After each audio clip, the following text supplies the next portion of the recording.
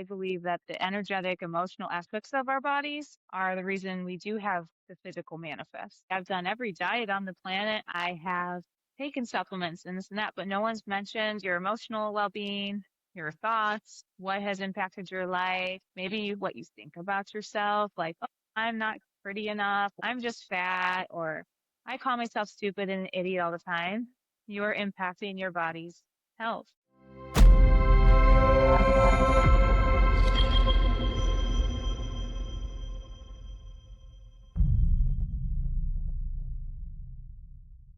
Hey guys, welcome to another episode of Through the Mirror. On this episode, we're going to dive into trauma and different energies getting trapped in the body. And there's been some very interesting studies that have come out using epigenetics to help shed some light on the science of some of this stuff. And it's actually been some very interesting stuff that's been, they've looked at Holocaust survivors and famine victims and stuff like that, and actually found that children are having the same type of trauma response as a parent, even though they actually haven't lived through that. So we're going to dive into that a bit tonight. And of course, have Andrea. And Andrea, any thoughts on it before we start getting into these? I feel like the studies are just backing something that's been known for thousands of years in other cultures. This can go back to things like traditional Chinese medicine, Vedic practices. A lot of ancient medicinal practices recognize that emotions and energy played a big part of human health. And it's kind of been lost in all the midst of, the Western world, the new age of practicing medicine, which is a completely different perspective compared to the whole person. So sharing these studies just kind of backs what a lot of us in the natural world speak to and want to inform people on more ways to understand it. So these studies will be linked to the episode too if you want to read up on it, because a lot of people demonize it as like, oh, that's not true, that can't be real, or we just don't acknowledge emotions and their impact altogether. And it's something that needs to be talked about more. Yeah, and I know, like you said, it's been around for thousands of years. They've been talking about this. And other cultures have a recent pioneer, and some of it was Dr. Bradley Nelson with his, you know, creation of the emotion code and the body code, talking a lot about, trapped emotions and inherited trapped emotions and stuff like that. A couple years ago, the Mount Sinai School of Medicine came out with stuff about, American researchers using epigenetic methylation and studying how trauma causes like actual chemical tags to attract to specific genes, turning them on and off that literally alter how you respond to stress, danger, or just threats in general. So it's almost like pointing to predetermined stuff. That just blows my mind because it's a lot of the time you think that, well, that's just how I am. Like most people don't think, oh, is how I reacted to this situation. Could it have any part in what happened to my grandfather or my great grandfather or something like that? Like that's just not something that we just think about, or we like self internalize it and be like, oh, there's something wrong with me because of how I reacted to a situation or how I react to my kids or something like that. There's just inherently something wrong with me, but it doesn't make sense why I would I react would this way. say that it's not always about a conscious reaction or even a personality or behavior. I mean, some of these things are carried in the body and they manifest in the physical. So, like health imbalances, there's a lot to unpack there. So, there's many aspects. Not all of it is conscious. And I would say that most of it is not.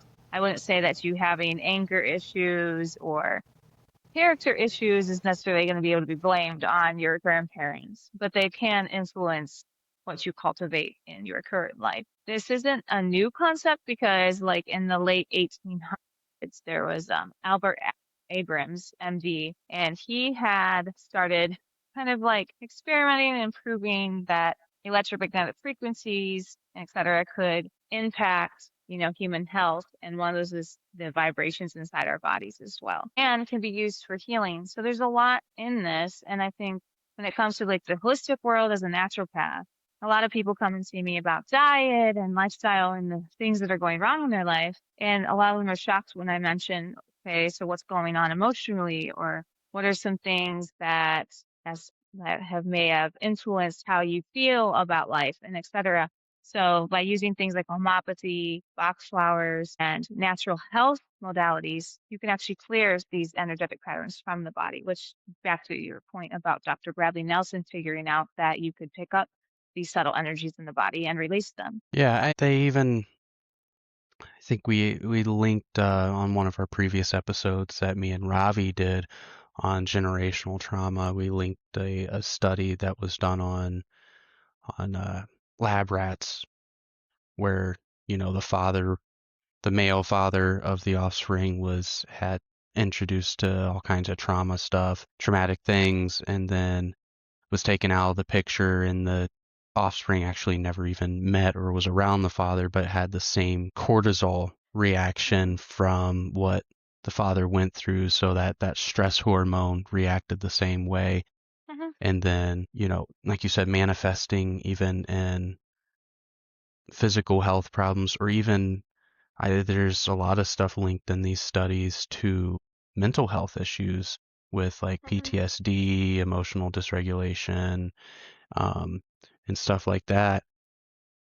I guess aside from and what Dr. Bradley Nelson talked about, clearing these, generational trapped energies and imbalances in the body, I see a lot of these studies talking about bringing awareness to this stuff, but what are some of the solutions that you see with this that can be used, especially on the physical health side, if that's how it's I starting mean, I to don't think it's present itself? necessarily physical. It has to work together. So, for example, one of the emotional roots in traditional Chinese medicine is in the lymphatic system, and it's where we can like hold on to grief. Let's say you have a loss of a parent, someone you cared about, and you either don't process that well or you hold on to it, and then the same person suddenly has, lymphatic imbalances, things related to that body system. And let's just say they're doing all the right things, they're running movement, but they're still having issues. Sometimes the solution is not physical related, but emotional. And there's things like homeopathy, deep breathing, there's a lot of pointers to having practice deep breathing like 4-7-9 or meditation that can help the body release emotional energy that's trapped in the body or just becoming aware of it. Sometimes even your own awareness can release something if you go, okay, I'm holding on to that actually, and I'm not realizing it and letting it go. And your body naturally does its job. But often, at least in like our culture today, there's not a lot of awareness around that. So you can have so many things trapped in the body, not even mentioning the fact that things are passed down, but just in your current life to where you would want to utilize things like in my practice, I use bioenergetic testing, and that comes with a frequency remedy that will address what that scan picks up. Or you have things like Bach flowers, which I love. Bach flowers are incredible. People can look up Dr. Bach online, but he discovered that these certain flowers held a frequency and he would match them to emotions and states of mind. And he would talk to people and find out what's going on and listen to certain emotional cues and words and create a remedy for them based on type and mood. And those would help people release trapped energy and sometimes emotions, patterns, ways of thinking, things that might not be be unhealthy in the body, or if you find yourself, I'm always thinking about the worst, or I can't say no. So he found a way to like kind of help people find a path back to balance using Bach flowers. So they're incredible. Homeopathy is another great tool that is again working with frequencies. It can be used in like physical imbalances, but emotional as well. So there's a lot of different methods. And then like you mentioned, the body code. The body code actually you can buy books that kind of teach you. But again, our own subconscious does have a bias. Sitting there and working on yourself, it can have some benefit. But if there's the really deep stuff, you actually will find that your own personal subconscious and safety measures will keep you out of releasing the really hard stuff, like something that happened in your childhood or some really tragic event. Those things are usually harder to do on your own. So it's helpful to have a practitioner or someone help you through that process. Right. And it's crazy. People find that maybe some of the hardest roadblocks to getting to that next step, that next level in their personal journey, their personal growth, actually could be this baggage Mhm. that we carry, because part of the study that with how Dr. Bradley Nelson explained is it's literally a weight that you're carrying. This energy is stored in the body, whether it's, in an organ or just in a specific area. It could be all over the place. But I mean, if you put a 1 pound weight on you for every time something bad happened and you trapped it, or inherited some of the stuff from a parent or a grandparent, you know, once you get, that might not be a lot if you have like 5 things, right? But when you start getting 50, 60, 70, 80 different things, like, would you be able to go run a marathon? Would it be hard to do normal tasks that should be easy? It's some of these things could be the very things, you know, holding you back from obtaining your goals, or he's even found certain it traps you in certain belief patterns, like Mhm. whether you're not good enough, or whether you're not strong enough to, get that promotion at work. There's certain belief patterns that'll keep you Mhm. trapped in where you're at, and shedding that, releasing that and letting that baggage go is paramount to getting to that next step for a lot of people. And like you said, the bringing awareness to it, even awareness that it's a thing, because at least in Western society, there's not a whole lot of awareness that this is actually a thing.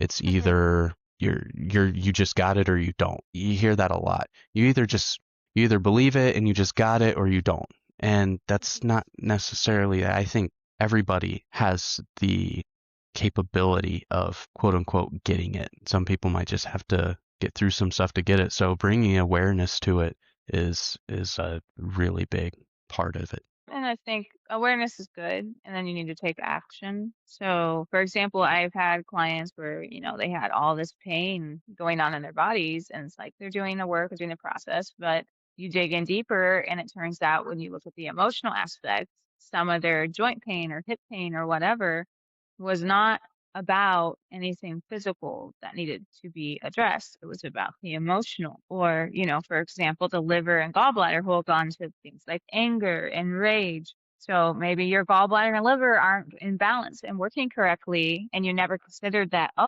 maybe I don't express my anger. There's actually a really great clip I sent you tonight by Dr. Gabriel Mate, and he even talked about how 80% of autoimmune disease were in women. And he, in his experiences, there was 4 types of behaviors that created this, like, I guess, perfect storm in these people that he knew. Do you have that to play? Yes, yes, I do. It's just a really good clip, and he just puts it out so well. 80% of autoimmune disease, which are diseases where the immune system attacks the body that it's supposed to protect, 80% of them happen to women. Why? I knew people before they got sick, and I knew them in the context of their families of origin. And these people had 4 significant characteristics. One is they tended to put other people's emotional needs ahead of their own. Number 2, they tended to identify with duty, role, and responsibility rather than the needs of the self. Number 3, they tended to be very nice, which means they repressed healthy anger. And number 4, these people tended to believe that they're responsible for other people feel. Why is it women? Because who in this culture is programmed to always looking after everybody else's emotional needs, taking everybody's stresses, identify with the duties in their role, not be angry in a healthy way, and to take responsibility for other people's feelings? It's women. It's not a gender issue. It's a cultural issue. So I really like what he pointed out there. I would say, speaking to personally, like there's like you see it in the circles where it's like, oh, you just got to be a good person. They put these personas, and here you have him talking about the people that didn't understand that there's a healthy need to express your anger. There's healthy ways to express your anger, and so these people are not expressing their anger, or they're people pleasers, or they're always walking the eggshells and just putting a mask on, and they're the ones getting these unexplained, in some cases, diseases where people are like, well, I don't know how this started. In the medical side, it's like, oh, well, we don't really know what to do. Here's a medication. And it's like, there's an actual deep root cause. And he's like going over that so well. And it's not just attributed to those behaviors alone. I mean, if you're someone that's kind of become, you know, dead to your emotions, is the best way to put it. If you don't express them, or you always hold them inside, or you express them in unhealthy ways, then again, you're impacting your physical body and your emotional self. So there's just so many things here. And like, I know I have my own personal experiences because I did see a body code practitioner years ago. I started. And one of the things I noticed first, because I felt so like tense all the time, just stressed, and then, I would be fine and look fine, but it's like I could feel my heart rate going up and stuff. And one of the things I noticed after seeing her is my breathing had changed and my heart rate had changed. It was like just this feeling of like this burden was like let go of off my body, and it changed my physical health. That's like the first thing I noticed was my physical health seemed to be shifting. And the more I saw her, the more it was like, oh, all these things were impacting me. I was telling you the story today how I was in my aunt's pool around 6 or 7, and I couldn't swim and had no floaties and fell in, and it was like 9 feet deep, and my cousin ended up pulling me out. But that was one of the things that came up when she went through this process with me, was that moment and that terror that got trapped in my body, because I mean, I didn't really know how to process that situation, right? So there's just so many things we can go on in our lives where we have a moment in time that we forgot we might have moved on from, but our body kept score. Right. And I think there's another layer of that. A lot of people as children were taught that you couldn't even, not only did you not know were you not taught how to process certain emotions, but you weren't even allowed to have certain Hmm. emotions. Like, well, you're not allowed to get angry. That's not okay. Anger's not okay. But it doesn't get rid of anger. It does not get rid of anger. It's gonna go somewhere, and we've talked about this on the show. It's going to go somewhere. So if that is suppressed, that's going to manifest itself in some way. And like like you, I also saw a body code practitioner, and one thing that came to me is it's almost like having a refrigerator, and you open it up and it's just stocked full of rotting food, and you're trying to put something healthy in the fridge and there's just no room. You can't put it anywhere.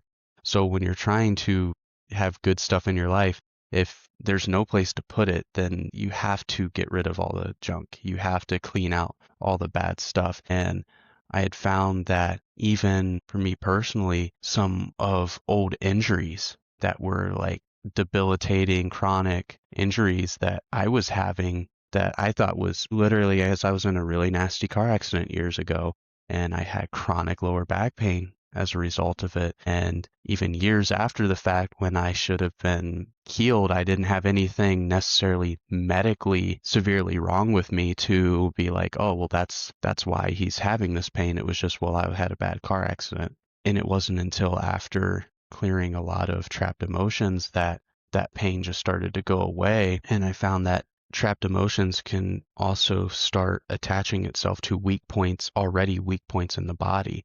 So if you're, going through stuff, you're not expressing emotions healthy, you're not processing stuff, if you have weak points in the body, those can clutch, attach to those weak points, and boom, you're dealing with chronic pain until that's handled. So that's Yeah. And another example of, I would even say that the car accident might not have been what caused it in the first place. It just added to it. Like the trapped emotions were already there, but it just got worse over time, because there's only so long that energy can remain trapped in the body, and it's got to like manifest. And when people are like, I've debated people on this because they're like, oh, how do you know that's real? This and that. I'm like, your tears are the ultimate proof that your emotions have a physical impact. Because if that wasn't the case, you wouldn't be able to see it, right? So, like when you're crying and something happens, maybe they're tears of joy, maybe they're tears of tragedy, that is a physical manifestation of emotion. So, of course, it impacts other parts of the body. Your tears are one of them. Tears are a way to relieve your nervous system and give it a breath. Like tears are actually good, because if you hold back tears, one of the things that I've seen a lot is when you suppress your emotions, suppress crying, for example, ungushed tears, it's stored in the kidneys, and that can lead to kidney imbalances. And I've met people that are like, oh, I just can't cry. Never, actually don't think I cry ever. I try, but I can't. So again, that suggests a deeper root cause. And, we don't think about these things. We're busy about life, we're going, maybe we're too busy and we just never thought of it. And before you know it, you're like 20 years pass by and you're like, oh, I don't think I cry. but I have, issues in my kidneys or my gut or my digestive system. Some people are like, oh, I just always feel nervous and I don't know why. And like, there's a deeper situation going on here. And don't get me wrong, I feel like from friends I have and reading experiences, we're also not really taught how to deal with our emotions. We're either taught to suppress them or react to them in an unhealthy way. It doesn't mean that every experience it has to be trapped in the body. But when you don't know how to deal with these things, this is the case often. Well, and that's a big part of it is learning how to express them in a healthy manner and not trap emotions. I mean, and there's people who don't know how are looking for a way out, whether in most of it is an unhealthy way, whether that's just straight up suppressing it, bottling it up, letting it out in an unhealthy way, or coping with, and that's where you get a lot of addiction from, is from trying to cope with these emotions and these things that you don't know how to process. You were never taught. And probably because your parents were never taught, and there's that generational thing as well. Well, and I'd say like the generational aspect, when it comes to ancestral, energetic, I guess, trauma or emotions passed down, those things you don't have any conscious awareness of. You don't Mhm. have any way of knowing. Like, for example, if you're a Holocaust survivor or a survivor of what's happening in Gaza or their children, or, things like what happened to the Native Americans, or if you're in a war and stuff, those things can go back like 19, 20 generations. Like in my experiences, it was like, oh, like for example, 10 generations of dread passed down. No one wants to start their life off with the emotion dread, right, in their bodies and not have any conscience of it. And then you go through your own experiences in this life, and then you kind of feed onto that. And that kind of reinforces that energetic experience. So these things kind of weigh you down. It's just like picking up on these little things, like you said, like the weights that can weigh down your progress, your health, how you think, how you feel. It's an important process, especially if you have unexplained health issues that, you're like, oh, I've seen all these doctors and stuff and nobody can explain what's going on. There might be a really deep root there that's being missed because we don't talk about this enough and we don't introduce it. And there's a lot of groups of people too that are like, oh, that's witchcraft, this and that. No, this is scientifically proven facts. This is physics, right? Your emotions impact your health. And I would argue, in my experience, I believe that the energetic, emotional aspects of our bodies are the reason we do have the physical manifest. Granted, getting your arm chopped off or, those things, obviously we know it. We know what happened first there. But yeah, it's an important topic, and it needs to stop being taboo. It needs to stop being, oh, we just don't talk about that. No, energy healing and releasing is real, and it is needed in society in a big way. Right. Well, and even something as simple as that example. Let's say somebody in your ancestry did literally have their arm chopped off. Very traumatic thing, very physical thing, right? But Hmm. afterwards, if that person did not know how to deal with the fact that I lost my arm, let's say it was Hmm. a male, it was a man, and then he felt absolutely helpless. He felt worthless. He felt like he couldn't be a provider for his family or what have you, and couldn't process that. Boom, he trapped the energy and emotion of hopelessness, Hmm. where and that got passed down to his child and started that cycle. Hmm. That's one example of how these things can start off, and then also the other thing I was thinking, you brought up diet and the digestive, trapped emotions and the digestion. There are so many people today that have issues with weight that will work out, that try all the different types of diet stuff that work for thousands, if not millions of people, but it's not working for them. And then they have their own feeling of this is hopeless. This is hopeless. I dread working out. I dread doing this because it's just useless. And you could be again trapping a whole new thing. So there's almost this very real danger of a compounding effect with this as well until that cycle gets broken or that gets dealt with.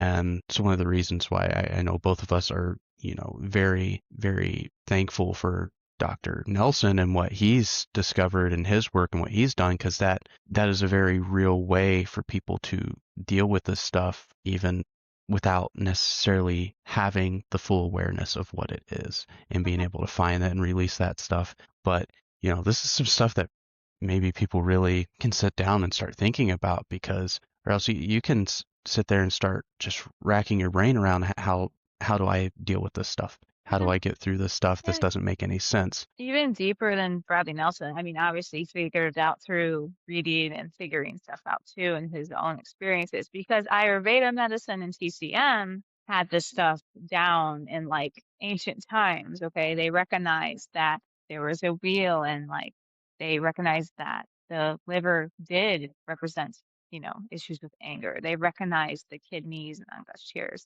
In Ayurveda medicine, these things are also the energy centers of the body that they discovered, and how those impact our well-being, our emotions, who we are, what our path is in life, and how we're handling the situations around us. So these ancient practices that people are like, oh, that's old, limited, what's the word? Primitive medicine. And no, it's like they were so advanced for not having all these bells and whistles that we have today. And it's almost like the new age of the bells and whistles and the allopathic model have taken away a very important aspect.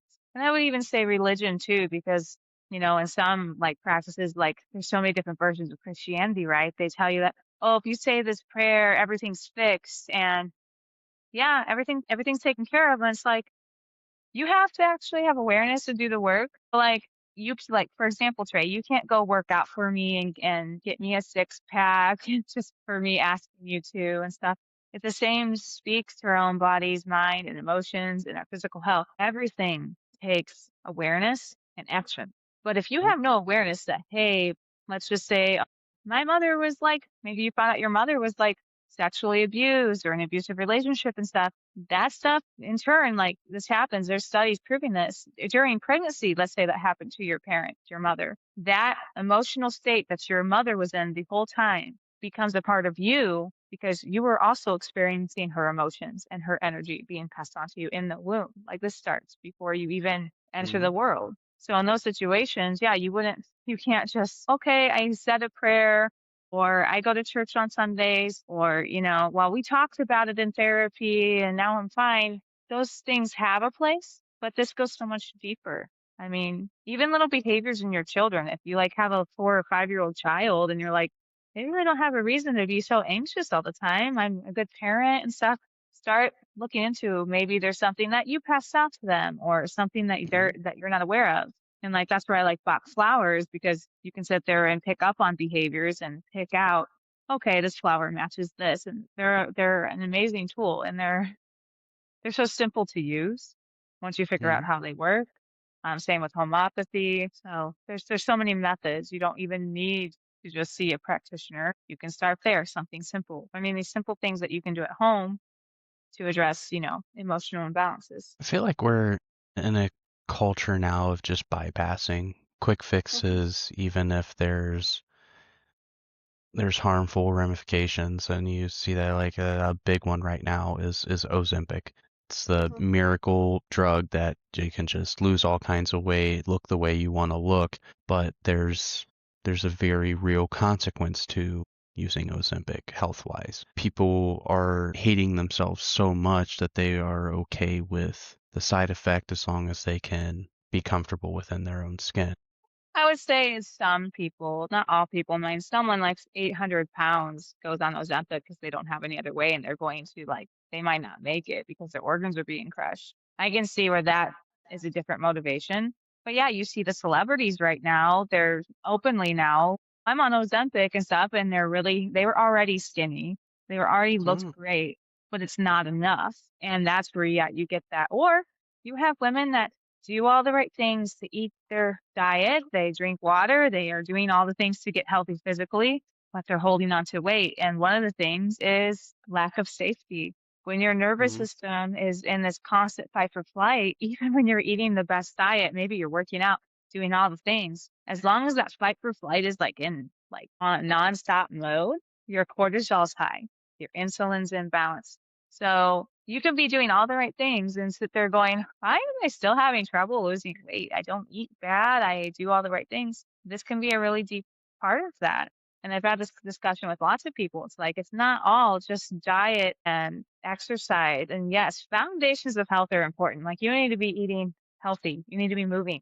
But beyond that, there's, breathing, your nervous system, your emotions in the present, not even trapped emotions. I mean, trapped emotions half the time come from your present emotional state not being able to navigate life, lack of emotional intelligence, lack of boundaries, lack of letting go of stuff that you have no control over. This is where that kind of comes into play too. So if you can have that awareness and go, okay, so I'm going to address my body and figure out what's going on. Do I have trapped emotions? Everybody has trapped emotions. What in the present do I need to change so I stop a cycle? And then you can start getting healthy. And then you can know what it's like to breathe deep. Like, how many times do we forget to breathe? Like I just did just now. Take a deep breath and go, oh, okay.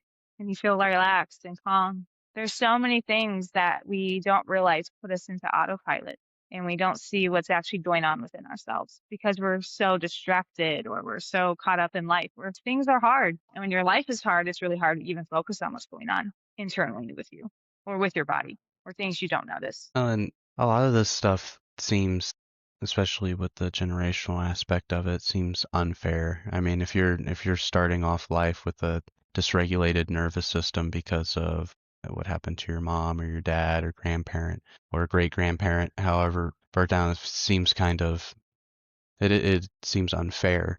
Being like having that's a possibility. Why am I always anxious? Why am I always feeling this way? If you start to sit there and think back, man, I've kind of always been this way. Nothing. Mhm. I don't think anything happened, but I just have always kind of felt this way, and it's one of those things where like you don't know what you don't know. If you've never experienced what it's like to be calm or not be anxious or not be, having a short fuse, angry all the time, it's like you said, it's like autopilot. You're on autopilot and you don't even know it because you don't know anything else. You don't know anything outside of it. So, and the fact that everybody has trapped emotions because life is learning, life is figuring stuff out. And at one point, you didn't know how to regulate certain things or to navigate certain aspects of life. That's just, you can't get away from it. Some probably more than others or worse. And that doesn't even mean if you didn't have a very, let's say by your account, you don't have a very traumatic life or history, that doesn't mean you don't have a lot of baggage that you're carrying. Seen a lot of people think that, oh, well, yeah, my childhood wasn't that bad, or my life wasn't that bad, or I didn't have that much going on, and then come to find out, man, they were carrying so much on their shoulders every day, just Mhm. like those 5-pound weights. There was Mhm. 15 of them that they were carrying around. They didn't even recognize it because everybody always compares themselves to the most extreme cases, the most extreme life. Well, I didn't have it as bad as this person, or I didn't go through it like this person. And a trapped emotion of fear is a trapped emotion of fear, no matter how fearful the situation was. So if you were scared, you were scared. If you didn't know how to process that fear, you didn't know how to process that fear and you trapped it. So just because somebody had a more traumatic history than you doesn't mean you should just negate that I'm probably good or start trashing yourself that, oh, well, I'm feeling this and they had it so much worse and they were feeling like they have an excuse to feel that way. I don't really have an excuse to feel that way, and start hating on yourself for having some type of issue to work through or your own growth to work through. I would also add to it is it's a process too. It's not something that you just, I saw a body co practitioner once and everything was fixed. The other thing is you can have all these things cleared and worked on, but then you have to change how maybe you're doing things. Like if you're someone that can't say no and you just give in to everybody, you give in to bad behavior, you give in to things that are not good, then you risk, you can trap other people's emotions too. So if someone has bad intentions or, you know, has bad things to think about you and you're vulnerable, then you end up trapping their emotional frequencies too, because everything is energy and everything is a vibration. Albert Einstein, even talked about this. He figured it out even back then. Again, people understood these things. Some of the biggest geniuses, known in our history And so if everything is a vibration and frequency, then you need to understand that your thoughts, your emotions, your interactions with other people, all of our human bodies have a field around them, our own, electromagnetic field. And what gets inside those exchanges, like there's studies proving that when you hug for 20 seconds, you kind of bond your nervous system and energy together. And it creates a calming effect. It creates a dopamine rising, hugging your children, laughing, all these things impact us. So they can impact us in a positive way or a negative way. And it's so much deeper than we realize. So it's important to understand and research. And you're having things going on in your life. You're like, okay, I've done every diet on the planet. I have taken supplements and this and that, but no one's mentioned your emotional well-being, your thoughts, what has impacted your life, maybe what you think about yourself, like I'm not pretty enough, or, I'm just fat, or I call myself stupid and an idiot all the time. You're impacting your body's health. Fear is stored in the adrenal glands. That organ is directly impacted when it comes to our cortisol and how calm we are. And then right sitting on under the adrenal glands is the kidneys, and that's your ungushed tears.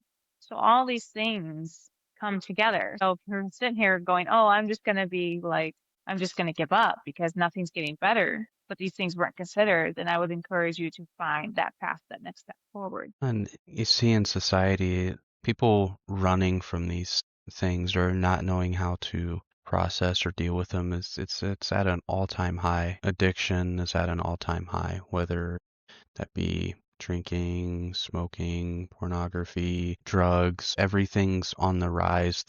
It's like the more people, I genuinely believe that whole compounding effect that I was talking about earlier is starting really to reach critical levels in society, because the mental health of society is deteriorating rapidly, and people just are trying to find anything and everything to deal with it, and it's not working. It's really not working. People are hating themselves. I don't think we've seen as many mental disorders as we have now in our history. I mean, there's so many, and there's just nobody knows what to do with it. So we're just medicating the crap out of it now.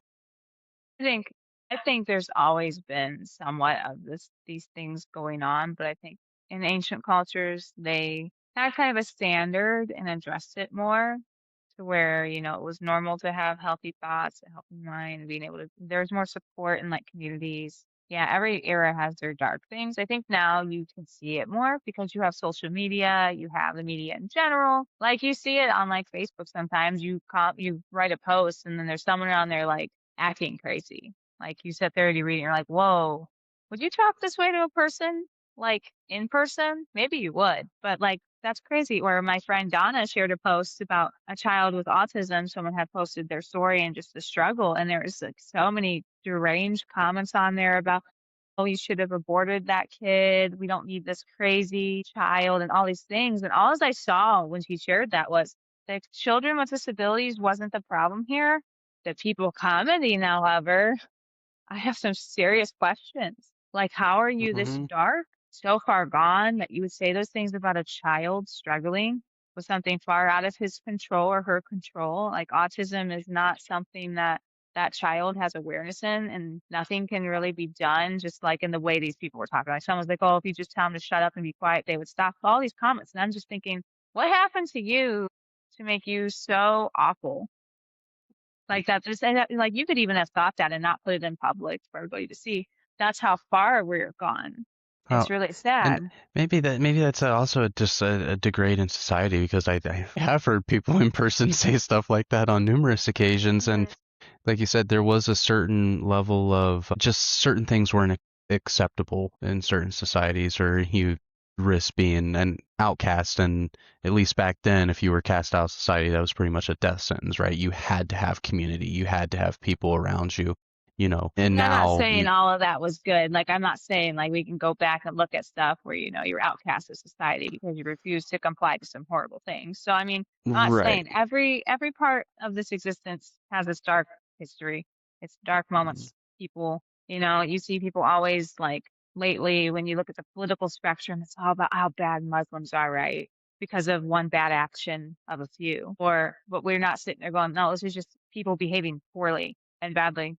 that has nothing to do with the spiritual system. Or, you have all these pedophiles showing up in churches that are pastors or they're youth pastors, and you find out down the road, communities also hide things, family dynamics, Mm. and et cetera, to where that's where you get, a child that never can express their emotions, or they, become a chameleon to what's around them. Then they become an adult and they're like, well, I just didn't feel angry all the time. And anger can be suppressed sadness. Someone that never allowed themselves to get sad because life was so hard that they just made anger their friend because Mm. they didn't want to go there. So it's easier to get angry and push people away or be angry at yourself than it is to express brokenness, sadness, and feel what you lost, feel that grief.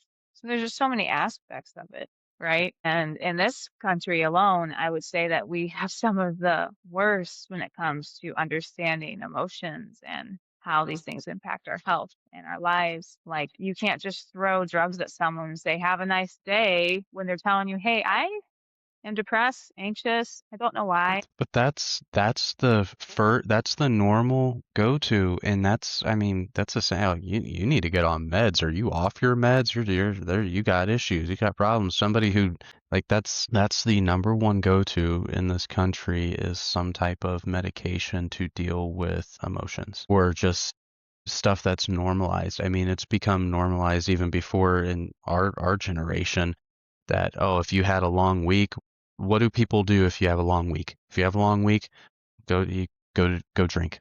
That's the thing. You just go drink, or you go to the club, go to the bar, whatever. There's some type of outlet that's has to be, and it's always, and more times than not, it's something that's more harmful to you mentally, physically, and there's just not. I don't hear a lot of people. Oh man, you're mad, you're having a hard time, you're angry, whatever. You should just go for a run. Just go run. Keep on running till it's out of your system. Like that I never see that on an infomercial on TV. No, you have That's the weird never a people thing. laughing and smiling while they're reading off the side effects. You might kill yourself. You have will Yeah. have diarrhea, and it's like no one keep dancing around and let it have this stuff going on. But yeah, it's such a amazing modality and a part of our health that should be recognized and should be normalized. It should be talked about, not brushed under the rug, or that's just for quacks. Quacks talk about this, it's real. Your emotions matter. How they impact your life, how they impact your children, how you respond to life can be impacted. And I think it's just important that people start looking into that. There's another great book called The Body Keeps Score. That goes into like the same things. Lewis Hayes' little blue pocketbook.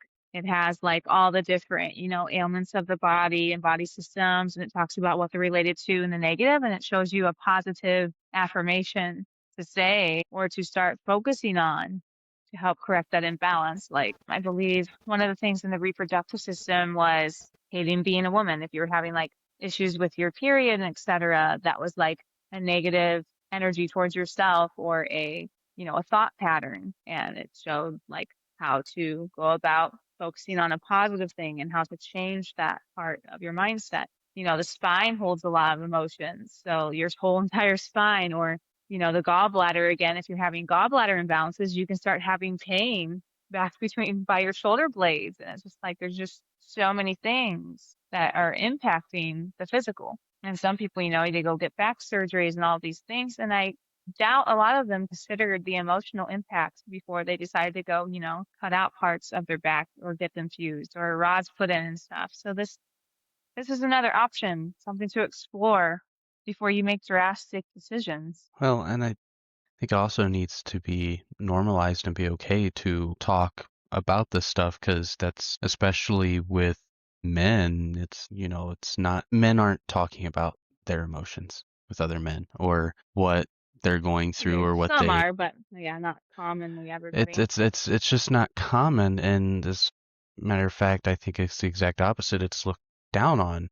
to even have emotions or have certain emotions. I mean, gosh, it's been worn like a badge of honor for a man. Oh, I never cry. You'll never see me cry. I'll cry at my mom's funeral, and that's it. Like, it's a macho thing to not express certain emotions because it's looked at. I think it's on a societal level. It's looked at as weakness. It's looked at Yeah. as a bad thing. Well, and And strong people cry. And I'm not saying that you go around breaking down and crying over you got stuck at a red light. Okay. We're not talking about that kind of Yeah, behavior. Like, we're not talking about you being a head case. I'm talking about, yeah, right, it's good to cry. It's good to feel and show right. emotion. It's Well, not and weakness. even in a beauty crying doesn't just mean something sad. Crying about how beautiful something is, and having just being in tune with yourself and being able to express that through tears of joy, beauty, and if needed, sorrow and sadness as well. Some people literally have to teach themselves how to cry again because they never were allowed to. And that's a nervous system thing where, oh, you weren't allowed to cry. So you have to, oh, no, it's okay. I can cry now. And that could be something as simple as something in a movie that moves you, something that's a super emotional Yeah, thing you that don't have to go maybe, back and try to relive your trauma so you cry. Just telling you right. that No, can reinforce no. trapped But emotions. that could be something as simple as something in a movie that resonates with you, that stirs something in you to go, oh no, I can cry at this. I can cry at a movie. Like that's another thing that's looked down on with men. Oh, you cry at movies, and men will make fun of women for crying at movies. You go. There's nothing wrong with crying at something that's sad or beautiful or something in a movie as well. And that's a really easy way to help train yourself to be more in tune with you and be able to do that again, because that's such a normal thing that's just nixed in society. I can't cry or I can't express that. And in the flip coin here too, like, people that have experienced trauma and are going through things. You also don't have to take on every emotion you feel and every situation that isn't yours. Like 90 seconds, an emotional experience can last 90 seconds. So if you're in something where you're like, let's just say your kids are being crazy and they're running around and you're like, man, all of a sudden I feel really angry. You can feel it. Or you can go, is this worth being angry over? Let me breathe a minute and just decide if do I need to take this on or can I reroute this into, okay, they're kids. I'm going to address this from a calm place. And that actually helps you not trap emotions because if you're so angry and you're like getting into an unhealthy thing where let's just say someone says something on the internet that's absolutely not okay and rude or malicious. And you sit there and you kind of just go on about it for a day. And you're just reinforcing this negative experience where you got angry or sad or, in between, or maybe you wanted to act that way back. You're reinforcing now and you are ended up trapping an emotion. You're going to trap anger or malice or one of these emotions, and it's going to impact your body. So letting go of stuff I liked something that Will Smith said on that show, Pull to Pull, that he did the documentary. He said, if it's not going to bother you on your deathbed, you should let it go. And when you sit there and think that way, you're like, yeah, the idiot commenting on my post, I'm not going to be thinking about when I'm dying or if Or the I'm in a person dangerous you don't situation. even know posted something that doesn't exactly line with your belief system, so you have to jump down their throat and it's World War III over a post. I mean, Or if I you mean, or you can be able to jump on a post and say what you mean, speak your truth, and not attach to it, and not go around Mhm. like talking about some toxic exchange online for 2 days like it's a gold medal. Or Like, it doesn't let have it to go. ruin your day because somebody said something. I mean, that's Yeah. if you apply what Will Smith said in that documentary, that shows how much of stress and stuff is really us choosing to be stressed out or be affected by the things going on in our lives, because in the moment it feels big. And I think everybody is an expert in making a mountain out of a molehill. It's learning to recognize it as a as a Well, molehill. it even goes back to the whole idea that energy can't be destroyed, it just exchanges. So let's just say when it comes to trapped emotions and you feel that energy rising, you can transform it. You can decide life is choices. Like yesterday, we had a meteor go over this area. And if it didn't break off in the atmosphere, I don't think we'd be here talking right now. So you can either go, oh my God, and like start being into fear. You can go, oh, that's great. That didn't happen. I get another day. And it just shows how much your life is fragile. Your existence is fragile. And if you can start seeing through the lens of that, it also helps you not trap emotions because you're not going to sit here wringing your hands. Like I could be sitting here, oh, let's bring our hands now forever. Another meteor could hit us at any point, like, and thinking that way. Or even right now with the nuclear threats and all the war and the things going on, if you live your life just thinking about what could happen, you don't get to live. And that goes back to the emotional state of the body. That goes back to our health. If we're anxious, it's because we're thinking about something that hasn't happened or the possibility of it happening or an experience we went through. Let's just say you were abandoned. Let's just say your spouse died. The people you cared about never really cared about you or abandoned you or left you, walked away when you needed them most. Then you're with someone new and you're sitting there in your good relationship going, you're not going to leave, right? And you're always checking. Or you're reacting when something goes wrong to where you can't have a normal conversation because you're stuck in that mode. You're anxious, right? So these things all impact us, impact whether or not we trap emotions, whether or not we pass it to our children. Anyone that's a mother can speak to this. If you're walking around anxious and stressed, your children know right away. They don't know what's going on, but they'll start reacting like my one son, Xander. If like there's something tense going on, he starts getting tense.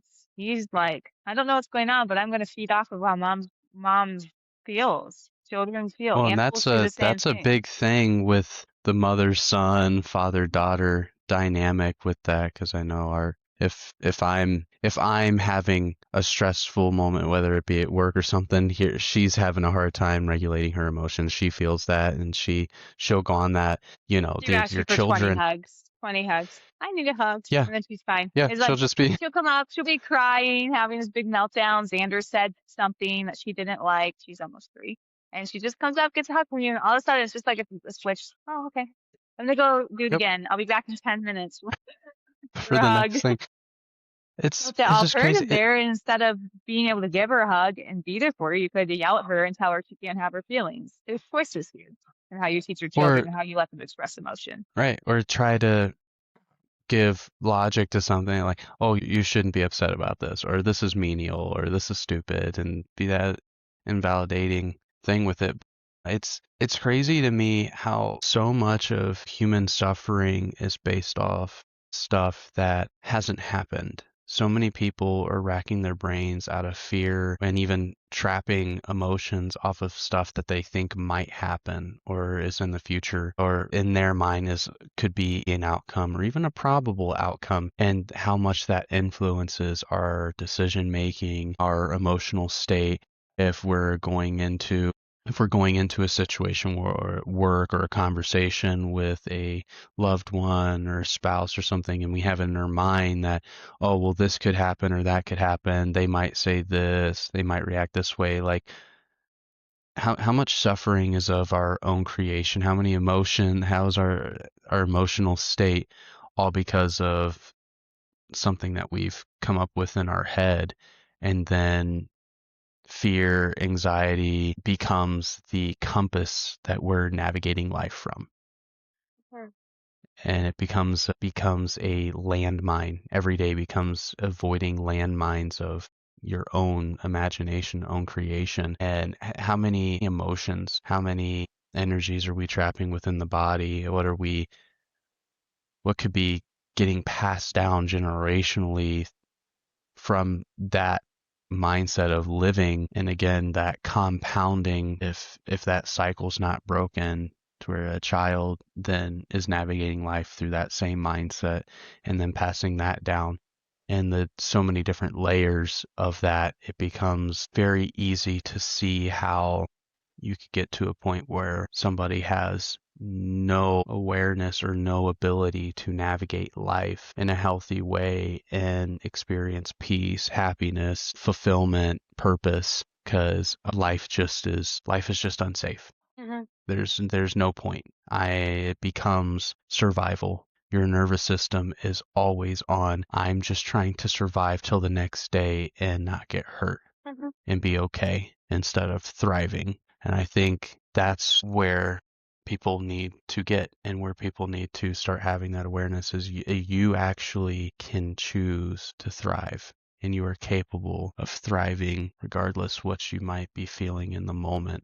And that is a learned thing and something you have to work through. Well, and as a practitioner, I offer these kind of paths forward to find what you need to release and what is going on with your health. So if you don't know where to start, I am here and people can reach out to me, but it's definitely a big importance of health. And maybe we can do another episode on like the TCM version of what they're connected to and stuff, because that would be, I think, fun for people, because not everybody likes to read loads and loads of books like I do. I'm spoiled because I get to sit next to her in the morning or at night over a tea or something, and all the books that she gets to read, I just get to ask her questions and stuff because I don't read as much as you. But yeah, I think people would definitely benefit from another episode on that side of it.